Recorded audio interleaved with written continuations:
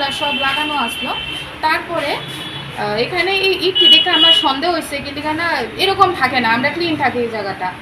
তো আমি এটা ইটটি কে দিল, তো আমি আরও আমার একসঙ্গেই ঢুকছি, আমি আর ও একসঙ্গে ঢুকছি। আমি গেলাম গেটের সামনে, গেটটা খুলে দেওয়ার লিগা, কারণ ও প্রেগনেন্ট, ও আইতে প্রবলেম যাতে না হয়। তো নিবেদিতে এই দিক দিয়ে গেল, গিয়ে সে ম্যাম ছুটি হয়েছে, গিয়ে দেখলাম সবগুলো পড়ো।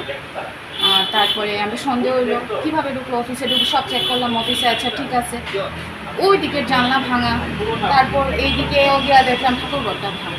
তারপর আমরা শিওর হইলাম যে না চুরি হয়েছে, নাহলে এরকম তো এরকম হওয়ার কথা না, আমরা এই দিকটাও পুরো উলট পালট, এরকম হয় না, আমরা অর্গানাইজ থাকি। তো তারপরেই জানালাম আর কি।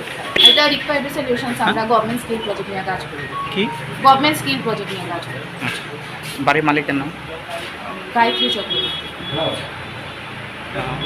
আচ্ছা, কোনো নিরাপত্তার মনে হইতেছে না এখন, আর কেউই নিরাপদ না কোনোভাবে। এরকম প্রাণকেন্দ্রে এরকমভাবে চুরি, যথেষ্ট সাউন্ড হয়েছে, তারপরেও যখন কোনো নচর নাই, মানে তো একদম আনসেফ। কোন জায়গায়? এটা তো জেলা শ্রম রোড ধরা হয়।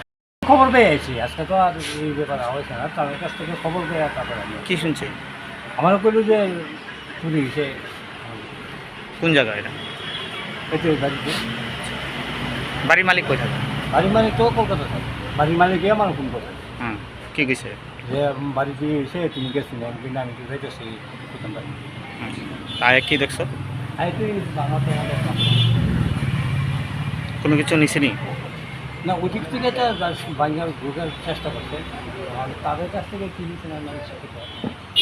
আর ওইদিকে ঠাকুর ঘরে ঢুকে সেটা আপনার পালট করছে, ভিতরে ঢোকার চেষ্টা করছে, ঢুকতে আছে।